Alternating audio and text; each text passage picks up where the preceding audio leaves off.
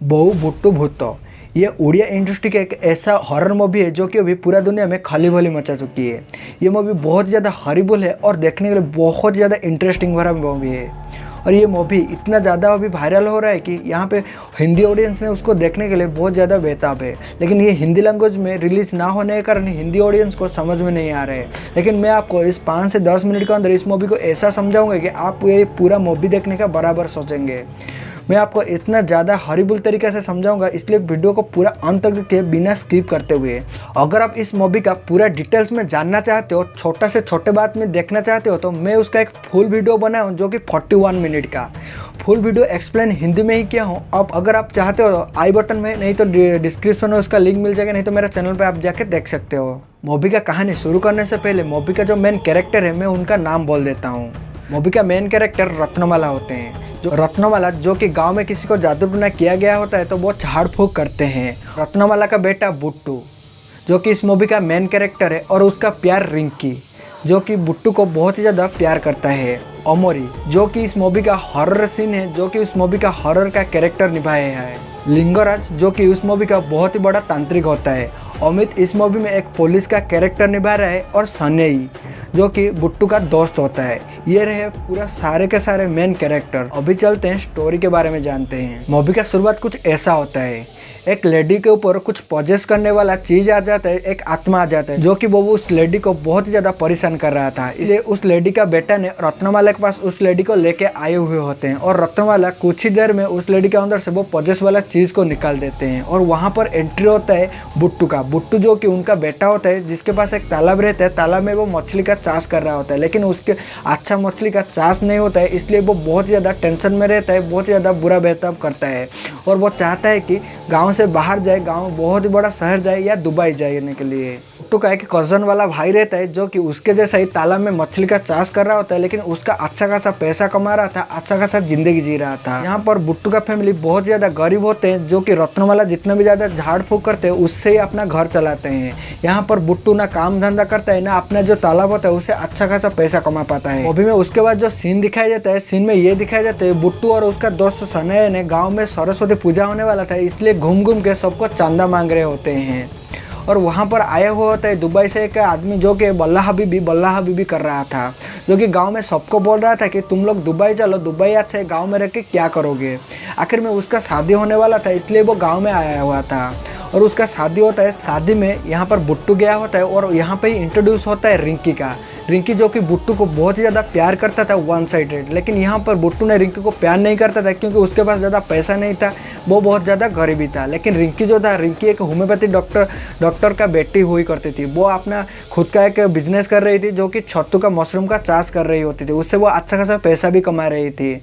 वहाँ पर दोनों ने जाते हैं, और वो शादी में दोनों बहुत ही अच्छा से घुल मिल जाते हैं। बुट्टू के पास एक बाइक हुआ करता था, जिस बाइक का चाबी नहीं था, लेकिन वो उस बाइक को ऑन करने के लिए उसको कुछ नोकीला चीज़ चाहिए था जो कि शार्प वाला होता है। उससे वो अपने जो की होल के अंदर घुसाता है और उसको ऑन करता था, उसका बाइक स्टार्ट होता है।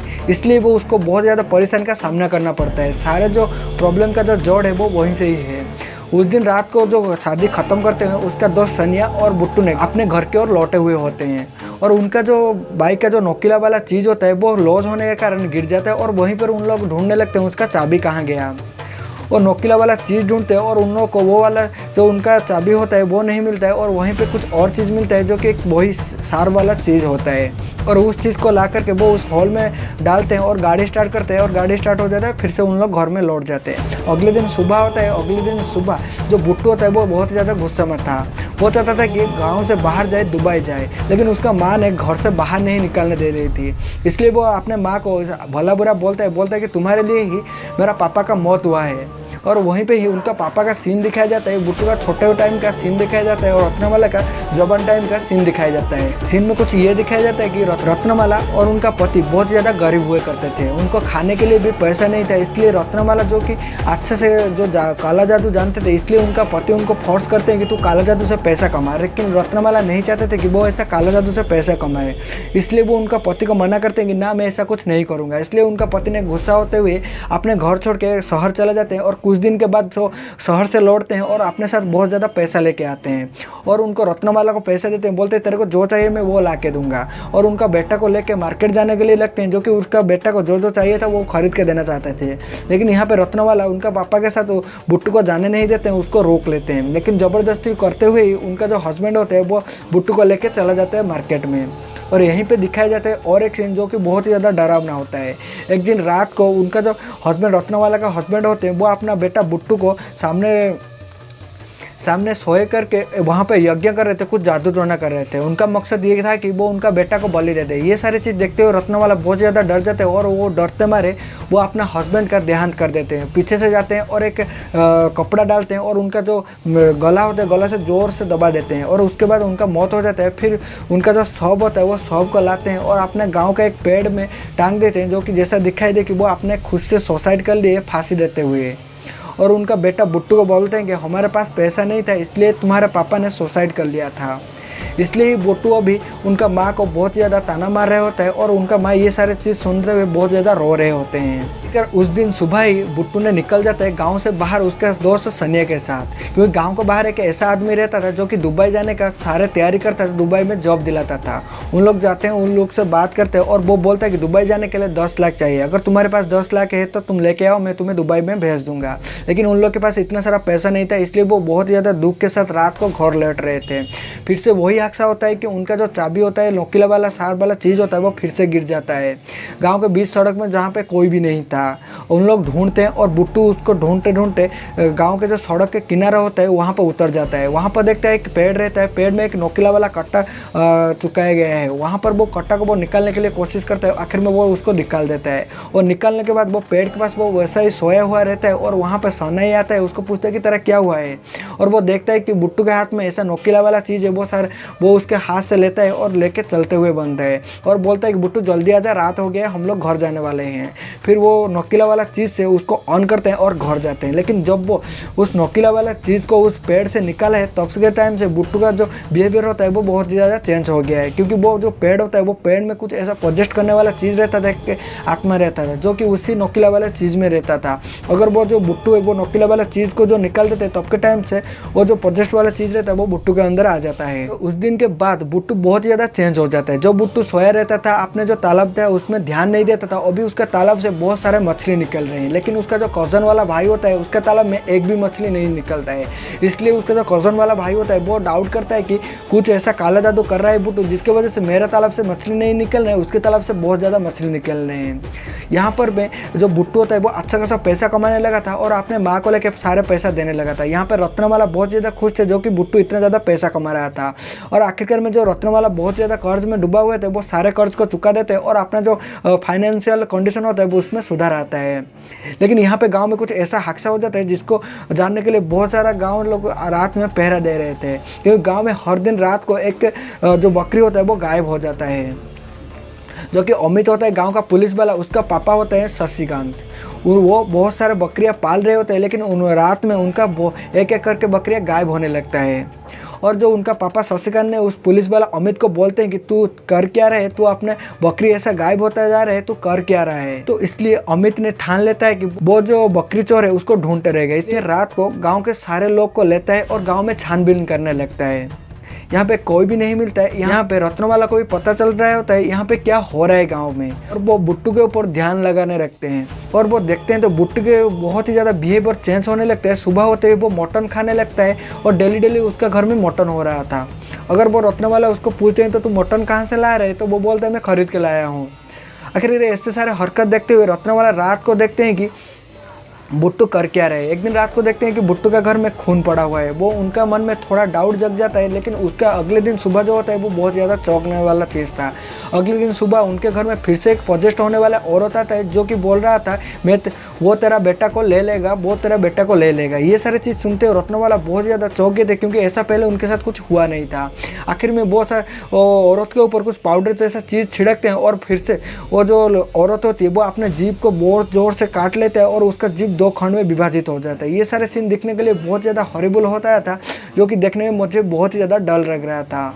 उसके बाद दिन वो रत्नमाला होते हैं, वो अपने रूम में सोए होते हैं। वही औरत जो कि पोजेस्ट वाले औरत है, उनका सपने में आता है, वो फिर से बोलता है तेरा बेटा को वो ले लेगा। ये सारे चीज़ देखते हैं उनका नींद टूट जाता है। वो जाके बुट्टू को देखते हैं कि वो अपने कमरे में क्या कर रहा है, लेकिन वो अपने कमरे में ना सोते हुए बाहर बैठा हुआ था और सोच में डूबा हुआ था। ये सारी चीज़ देखने के बाद रत्नमाला को पूरा डाउट हो जाता है कि वो अपने बेटे के ऊपर कुछ ऐसा पोजेस्ट वाला चीज़ हावी हुआ है करके। वाला बहुत ज़्यादा कोशिश करते हैं वो अपना बेटा को उस आत्मा से छुड़ाने के लिए, लेकिन उनसे नहीं होता है। इसलिए वो अपना गुरु जो होते हैं, लिंगराज होते हैं, वो उनके पास जाते हैं, उनको सारे बात बोलते हैं। वहाँ पर ऐसा हॉरर सीन दिखाया जाता है वो कि आप देखने के बाद ही आपको बहुत ज़्यादा डर लगेगा, क्योंकि वो जो बहुत बड़ा तांत्रिक होते हैं, वो अपने एक बंद दरवाजे के अंदर बैठते हैं, घर के अंदर बैठते हैं, वहाँ पर वो ध्यान लगाते हैं, तो उनको सारे चीज़ दिखाई जाता है, जो कि वो आत्मा का पिछली कहानी होता है। वो आत्मा जो होती है वो अमरी होते हैं। अमरी एक ऐसा लड़का था जो कि बचपन से उसका माँ मर गई थी, पापा ने उसको छोड़ दिया था, और वो गाँव में बकरियाँ चोरी करते करते अपने ज़िंदगी गुजारा कर रहा था।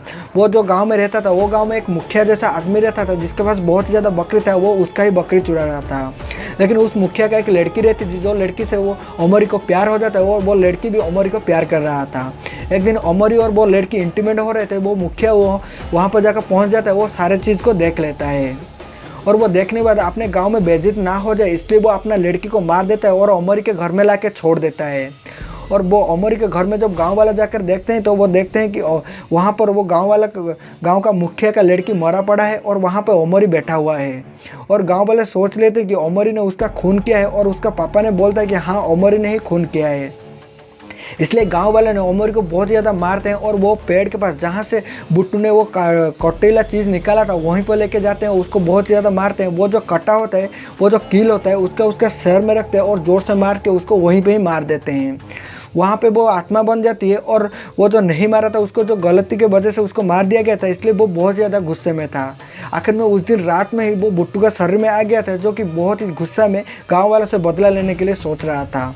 लिंगराज और रत्नमाला ने गांव में आते हैं, बुट्टू को देखते हैं कि बुट्टू क्या करता है। लेकिन उस दिन बुट्टू ने बहुत ही बड़ा कुछ करने वाला था, जो कि उसका प्यार रिंकी होता है। वो रिंकी को जाके बोलता है कि तेरा पापा हमारा शादी करने नहीं देंगे, इसलिए हम चलते हैं, गाँव से भाग जाते हैं। रिंकी भी उसके साथ भागने के लिए तैयार था, क्योंकि रिंकी उसको बहुत ज़्यादा प्यार करता था।